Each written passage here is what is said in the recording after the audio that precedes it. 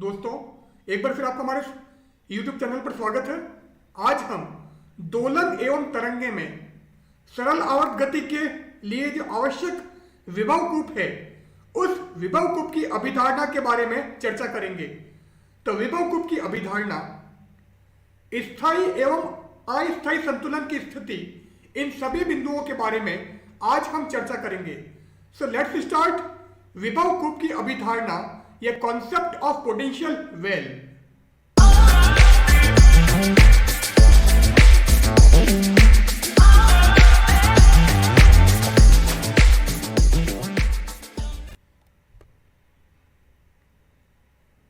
तो साम्यावस्था तथा विभव कूप की अभिधारणा।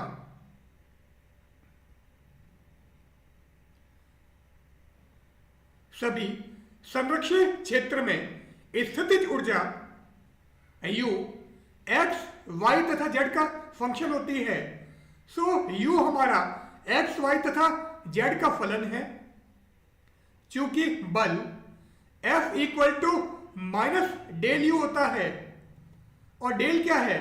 Del is equal to I cap delta by delta X plus J cap delta by delta Y plus K cap delta by delta Z है, जहां पर आई कैप, जे cap तथा के कैप एक्स अक्ष, वाई अक्ष तथा जेड अक्षों के अनुदिश एकांक सदिश हैं।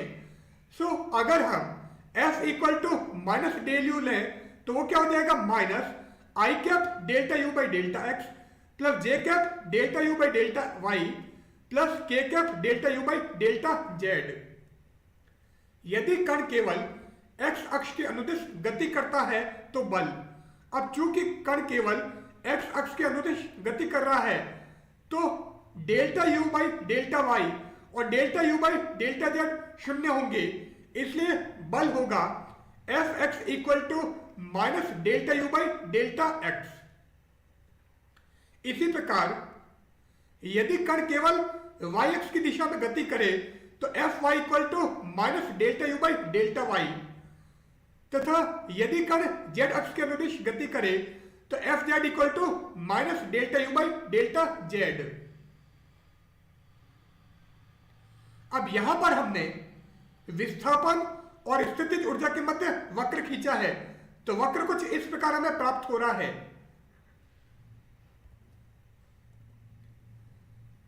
अब बल हमारा था F equal to delta U by delta X. यदि हमको x अक्ष के अनुदिश लेना है, y अक्ष के अनुदिश लोगे तो delta U by delta Y. इसी प्रकार z अक्ष के अनुदिश बल delta U by delta Z था।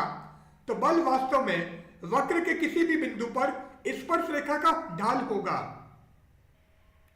चूंकि P, Q, R तथा S पर खींची गई स्पर्श रेखाएं x अक्ष के समांतर हैं, तो P पर स्पर्श रेखा लोगे तो हमारी ये होगी, Q पर ये, R पर ये और S पर स्पर्श रेखा हमारी ये होगी। तो P, Q, R तथा S पर खींची गई स्पर्श रेखाएं x अक्ष के अनुदिश हैं या x अक्ष के समांतर हैं। तो अगर हम इन बिंदुओं पर स्पर्श रेखाओं का ढाल लें तो delta U by delta X at P, delta U by delta X at Q, delta U by delta X at R is equal to delta U by delta X at S is equal to 0। तो P, Q, R तथा S पर खींची गई स्पर्श रेखाएं x अक्ष के समांतर हैं, तो इन स्पर्श रेखाओं के ढाल शून्य होंगे। तो F हमारा था minus delta U by delta X, तो इसका मतलब ये होगा हमारा माइनस एफ पी, ये माइनस एफ क्यू, ये माइनस एफ आर, ये minus F S. So minus F P is equal to minus F Q is equal to minus F R is equal to minus F S equal to 0। तो minus cancel हो जाएंगे। So F P equal to F Q equal to F R equal to F S equal to 0। तो P, Q, R तथा S पर बलों के मान शून्य होंगे। ये स्थितियां संतुलन स्थितियां कहलाती हैं। तो ये जो बिंदु P है, अगर इस बिंदु P से कण को मैं यहां पर ले जाकर छोड़ दूं तो कण वापस इसी बिंदु पर आने का प्रयास करेगा, तो ये हमारे संतुलन की स्थिति। अब चूंकि कण हर अवस्था में बिंदु P पर आने का प्रयास करता है तो ये हमारा स्थायी संतुलन की स्थिति होगी। यदि आप बिंदु P पर स्थित कण को थोड़ा अधिक विस्थापन दोगे तो यहां पर कहीं पहुंच जाएगा। अब अगर बिंदु Q पर कण है तो या तो कण बिंदु P की ओर आने का प्रयास करेगा या फिर बिंदु R की ओर जाने का प्रयास करेगा। तो चूंकि कण बिंदु Q पर नहीं रहना पसंद करता है, इसलिए यह जो स्थिति होगी यह अस्थायी संतुलन की स्थिति होगी। यदि कण को स्थायी संतुलन वाली स्थिति P से अल्प विस्थापित किया जाए तो यह बिंदु A तथा B के मध्य दोलन करने लगता है जब तक कि यह बिंदु B को पार नहीं कर जाता। तो आप बिंदु P पर जो कण है उसको अल्प विस्थापित करते हो तो कण सदैव बिंदु P की ओर आने का प्रयास करता है, तो यह इस A और B के मध्य दोलन करने लगता है। अगर हम इसको अधिक विस्थापन दे दें तो B को क्रॉस करके आगे आ गया तो जरूरी नहीं है कि वापस से बिंदु P की तरफ आए, हो सकता है बिंदु R की तरफ चला जाए। बिंदु P न्यूनतम स्थितिज ऊर्जा वाली स्थिति है तथा यह स्थायी संतुलन की स्थिति कहलाती है। तो बिंदु P पर स्थितिज ऊर्जा का मान न्यूनतम है। अब यह हमारा बिंदु P, यहां पर स्थितिज ऊर्जा न्यूनतम, इसी प्रकार बिंदु R पर भी स्थितिज ऊर्जा न्यूनतम है। तो न्यूनतम स्थितिज ऊर्जा वाले बिंदु जो होंगे वो स्थायी संतुलन की स्थिति होंगी। स्थितिज ऊर्जा वाला वह क्षेत्र जो बिंदु A तथा B के मध्य बद्ध है विभव कूप कहलाता है। तो A और B के मध्य का जो क्षेत्र है हमारा ये वाला क्षेत्र, यह क्षेत्र विभव कूप कहलाता है या पोटेंशियल वेल कहलाता है। किसी विभव कूप के अधिकतम तथा न्यूनतम स्थितिज ऊर्जाओं का अंतर उस विभव कूप की बंधन ऊर्जा कहलाता है। तो इस विभव कूप की अधिकतम स्थितिज ऊर्जा ये है और न्यूनतम स्थितिज ऊर्जा ये है। तो किसी भी विभव कूप के अधिकतम और न्यूनतम स्थितिज ऊर्जाओं का जो अंतर है उस विभव कूप की बंधन ऊर्जा कहलाता है। यदि कण की ऊर्जा कूप की बंधन ऊर्जा से कम हो तो कण सदैव विभव कूप में बद्ध होगा तथा इस प्रकार की अवस्था बद्ध अवस्था कहलाती है। तो अगर कण की ऊर्जा का मान या स्थितिज ऊर्जा का मान बंधन ऊर्जा से कम हो, अर्थात अधिकतम ऊर्जा वाला क्षेत्र ये, न्यूनतम ऊर्जा वाला क्षेत्र ये, तो इन दोनों के मध्य की जो ऊर्जा है उस ऊर्जा से यदि कण की ऊर्जा कम हो तो कण सदैव विभव कूप में बद्ध होगा या उसी विभव कूप में रहेगा। तो इस प्रकार की अवस्था बद्ध अवस्था कहलाती है। माना एक कण अपनी मध्य स्थिति क्या है, ये बिंदु P जहां पर x का मान x0 है। माना एक कण अपनी मध्य स्थिति P से अल्प विस्थापित होता है तो किसी बिंदु x पर कण की स्थितिज ऊर्जा, तो हमने क्या किया है, कण को यहां से थोड़ा सा विस्थापित कर दिया है।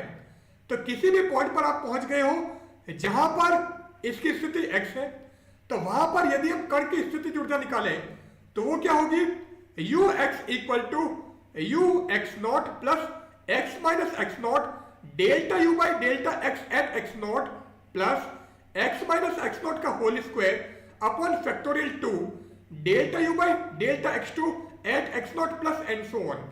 और ये हमने कैसे निकाला है, ये वास्तव में टेलर श्रेणी प्रसार से हमें मिला है। तो टेलर श्रेणी प्रसार से हमने किसी स्थिति x पर कण की स्थितिज ऊर्जा का मान ज्ञात किया है।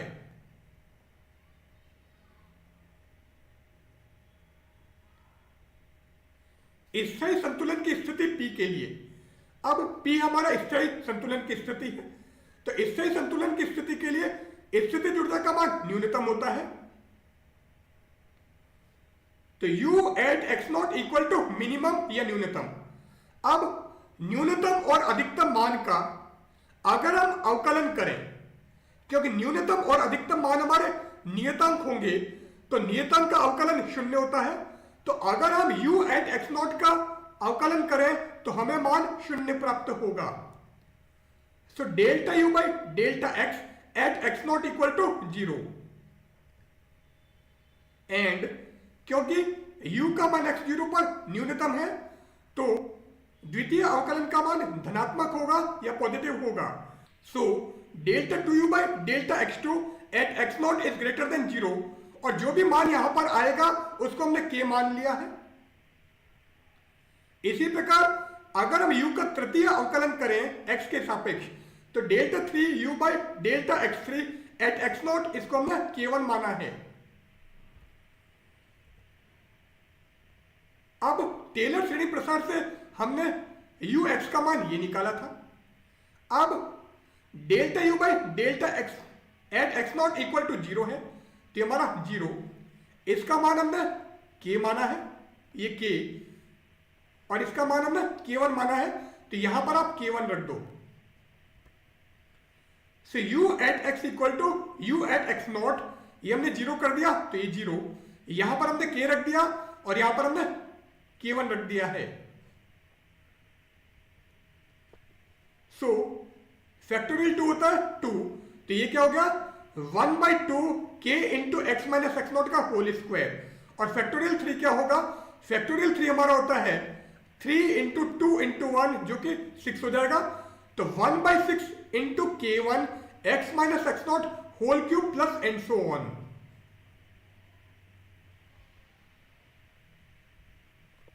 यदि p मूल बिंदु पर स्थित हो अर्थात x0 का मान 0 हो, तो मूल बिंदु पर स्थितिज ऊर्जा का मान 0 होता है।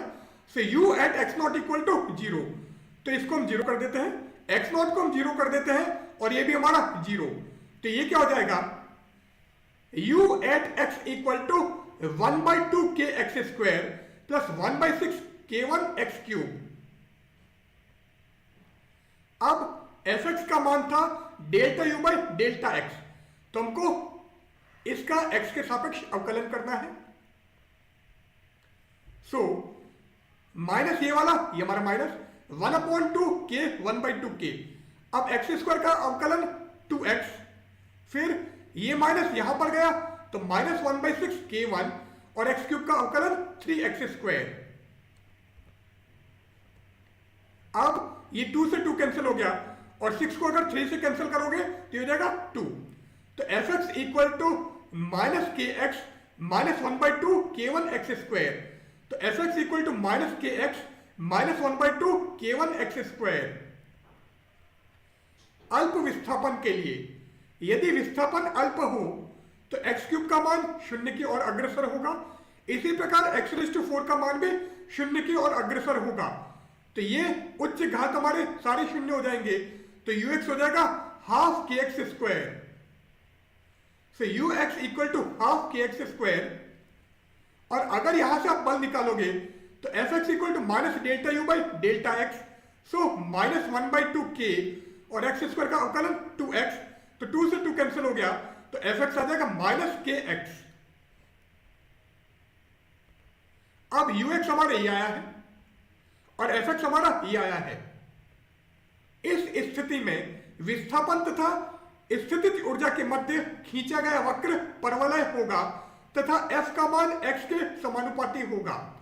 तो अगर हम यहां पर x और u के मध्य वक्र खींचें तो ये जो वक्र होगा ये परवलय होगा, तो x के विभिन्न मानों के लिए अगर हम x और u में वक्र खींचे तो वक्र हमारा इस प्रकार होगा, या एक परवलय प्राप्त होगा। और यहां पर ये दिखा रहा है कि fx का मान x के समानुपाती है, और ये जो ऋणात्मक चिन्ह है ये दर्शाता है कि बल सदैव माध्य स्थिति की ओर कार्य करेगा। तो u और x के मध्य वक्र हमको परवलय प्राप्त हुआ है। अतः परवलय विभव कूप में कण की गति सदैव दोलनीय तथा सरल आवर्ती होती है। तो अगर कण इस परवलय विभव कूप में गति करेगा तो उसकी गति सदैव दोलनीय होगी, क्योंकि सरल आवर्त गति के लिए F is directly proportional to x, या बल का मान x के समानुपाती होता है। ये जो बल है ये सदैव माध्य स्थिति की ओर कार्य करेगा, इसलिए इसे हम प्रत्यनयन बल कहते हैं। तो यहां पर हम आज का हमारे अध्याय समाप्त करते हैं। आज हमने विभव कूप क्या है, विभव कूप की सरल आवर्त गति के लिए क्या अभिधारणा है, इसके बारे में विस्तृत चर्चा की है। So good bye.